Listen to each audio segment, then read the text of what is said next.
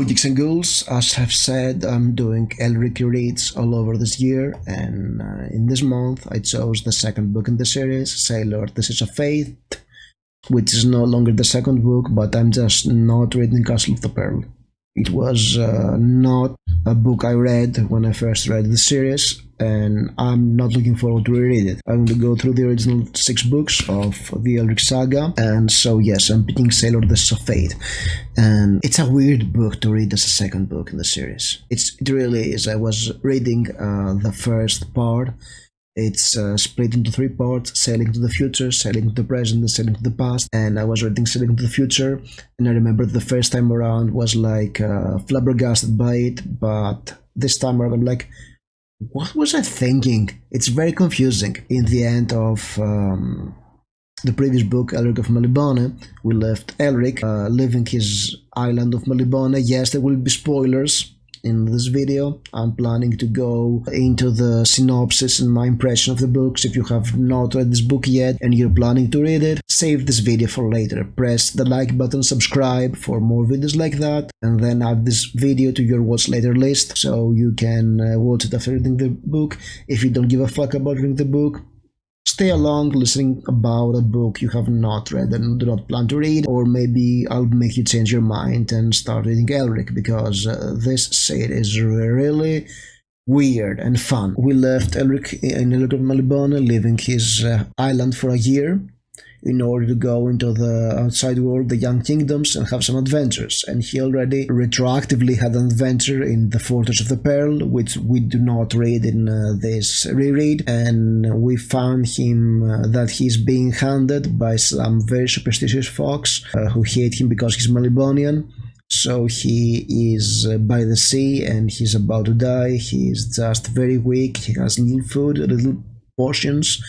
He's out of health, his stamina is very low because he is very sickly, and he cannot even do some sorcery. He's so weak he cannot summon an elemental to save him, so he's just waiting for death. And then a mist comes, and a ship appears, and he hops aboard.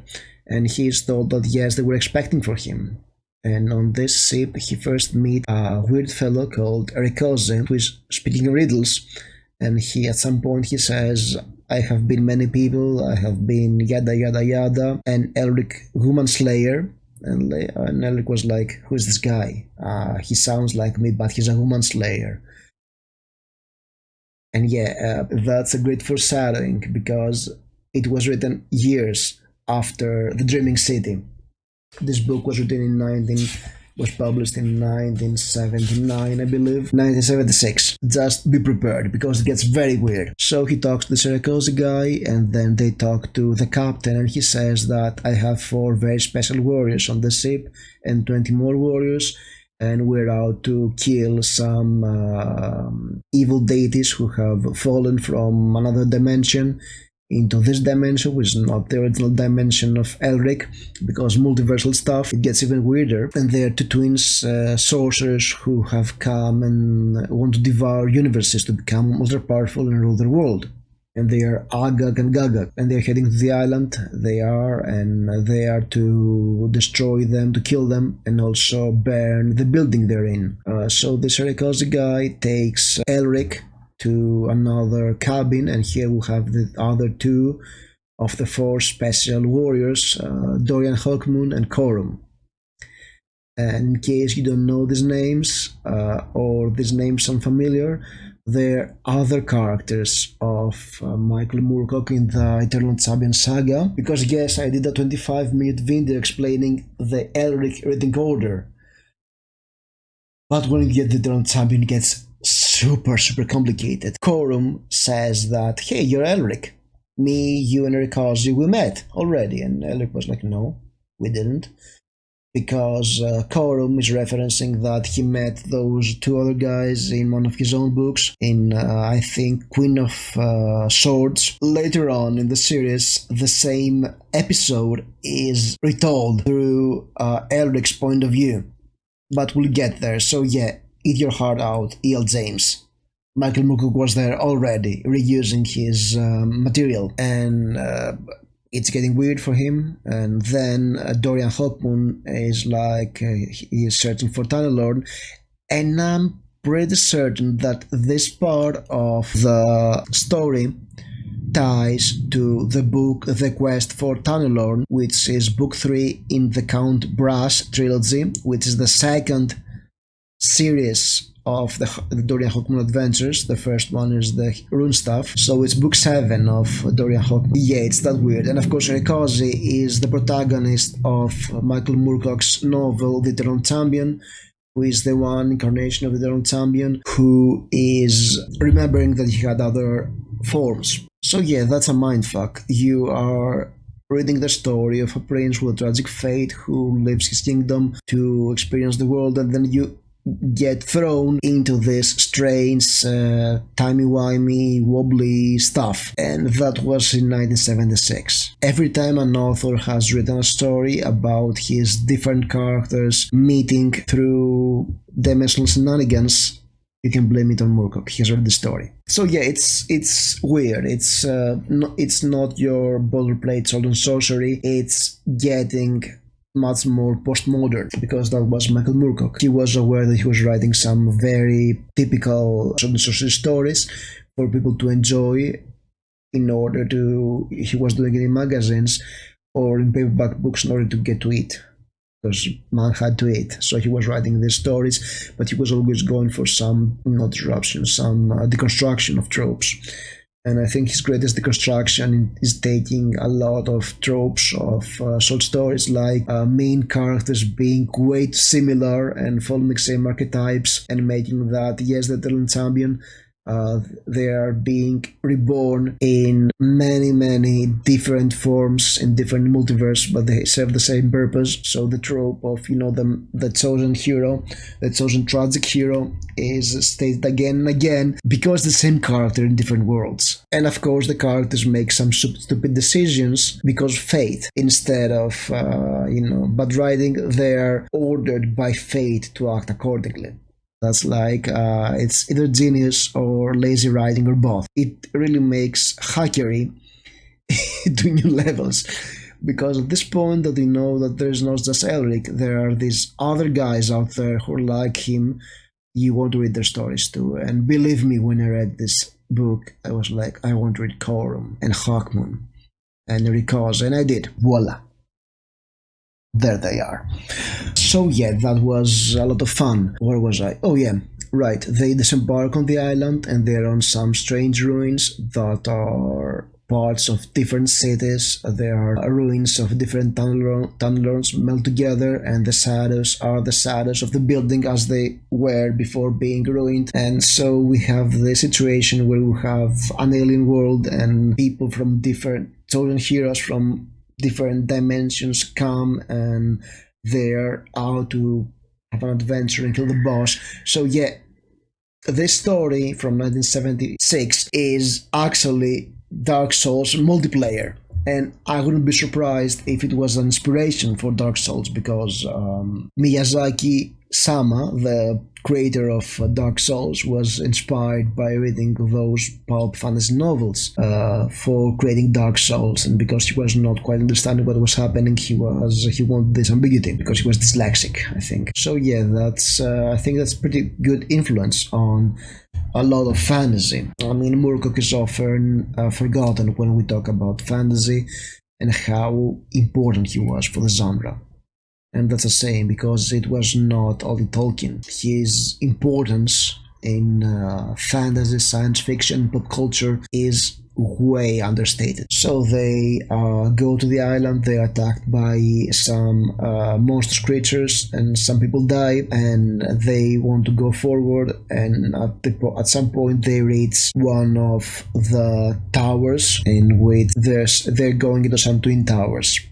And they choose one of them, and they reach some sort of a weird lake that screams for Agag to wake up. So the four Eternal Champions join forces, they melt together, they become some sort of Eternal Champion Voltron, and they attack this lake, which is Agag, and they kill her, and then they fight with Agag, and there is a way psychedelic fight sequence between them because they are melting planes and all this kind of stuff, and they kill him. but as they emerge from the lake, they discover that most of the companions, the surviving companions, have gone mad by the fight. And yeah, it's not Elric if some of the companions don't end tragically.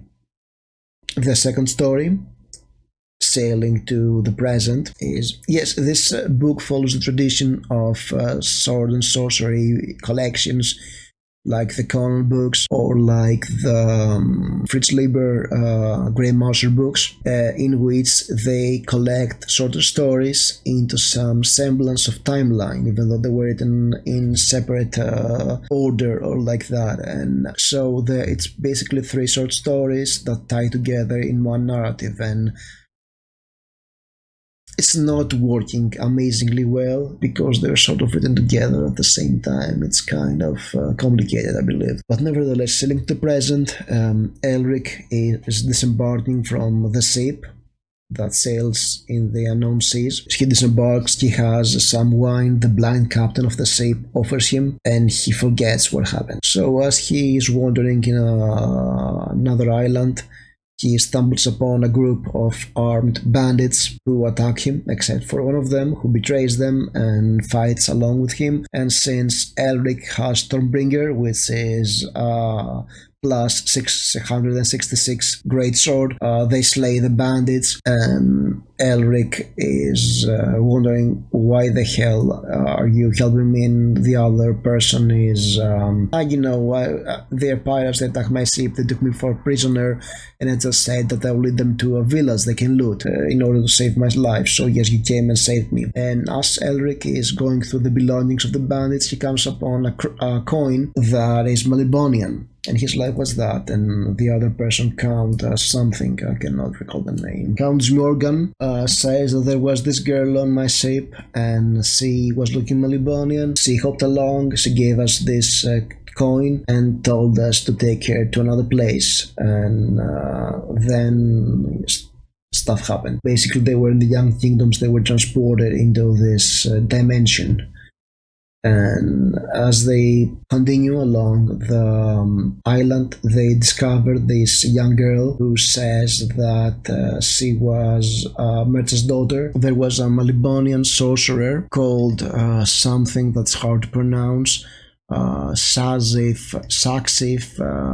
Dan. There's a riderless horse that is following her, and Zazif is afraid of it. Elric is intrigued because there is a legend about this Zazif guy. He was a noble and a sorcerer who fell madly in love with a half Melibonian girl, but she had another suitor. So when he confronted him, he banished him and then tortured to death the girl, and he was broken by that and left Melibone. So he assumes that he has traveled to another dimension. And as they leave the island, they are stopped by Zazif's bards, which is Melibonian design, and his group of pirates, and they take them prisoners. There's a horse in the ship that Elric and Smjorgen have. So when he hears the sound of hooves, he destroys the ship, he sinks the ship and takes them prisoners, but there Elric escapes and he performs a summoning, so he summons along the other suitor of the girl because Vaslis, the woman they have saved, is some sort of reincarnation of the girl that Zazif killed. Yeah, it's, the way I say it is very complicated, but it's a very typical fantasy story. So the horse comes along with the rider, who is the suitor of this girl, and he kills Zazif, who is relieved that his torment is ending, and Vaslis and the rider ride the sunset.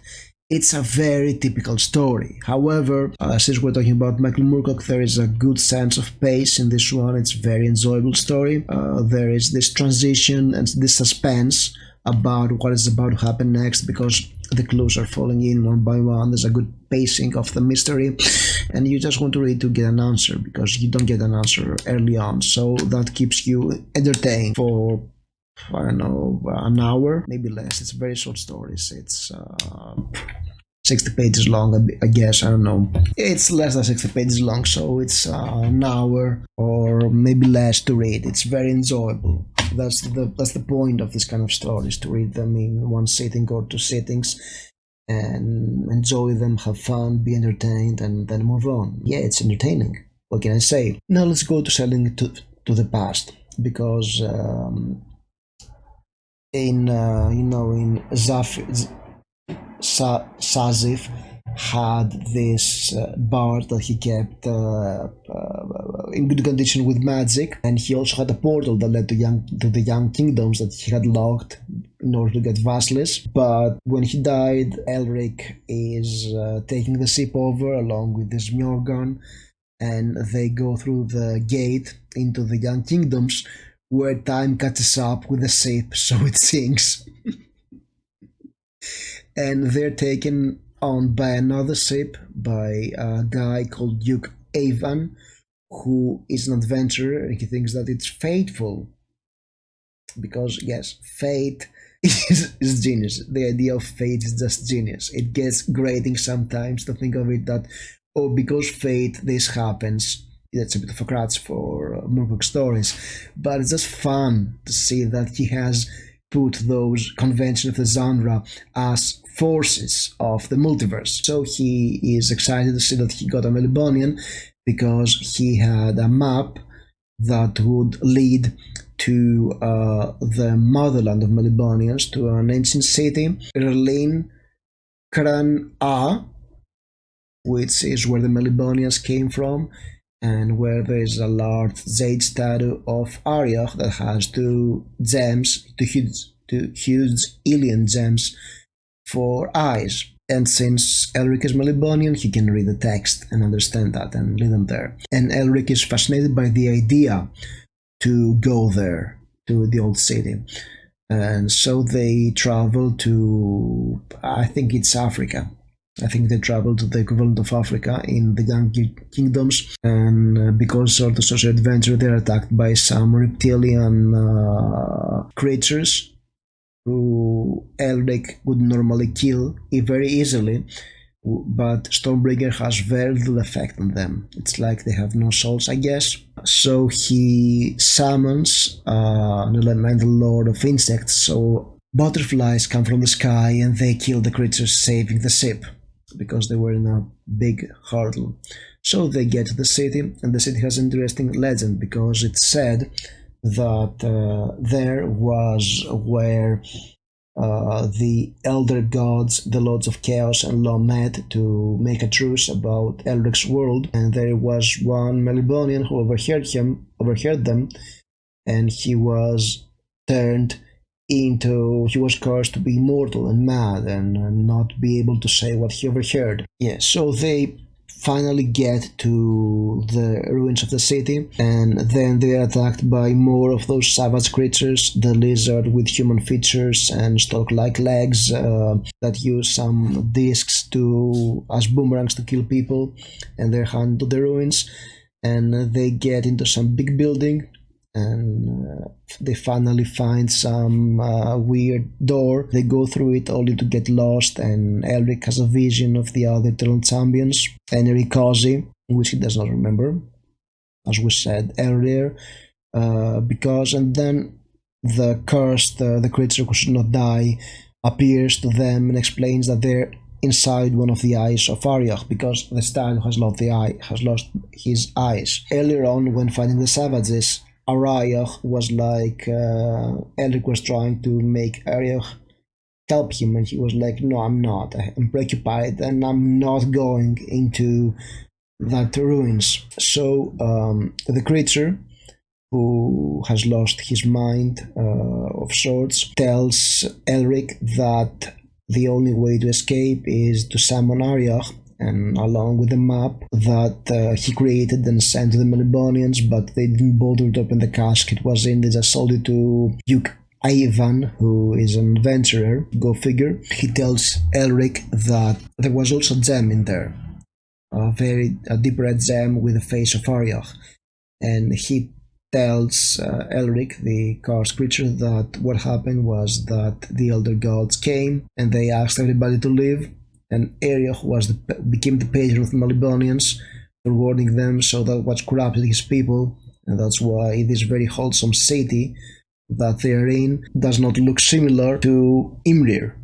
with its twisted towers and twisted people. So the only way to break the curse and let him die and escape from the savage creature, the Olabs, who are besieging them, is to summon Arioch and, using the gem, compel him to go inside the statue and go away. That will lift the curse, that will allow for him to die, for the creature who lives forever to die, and also it will scare away the Olabs and will save them.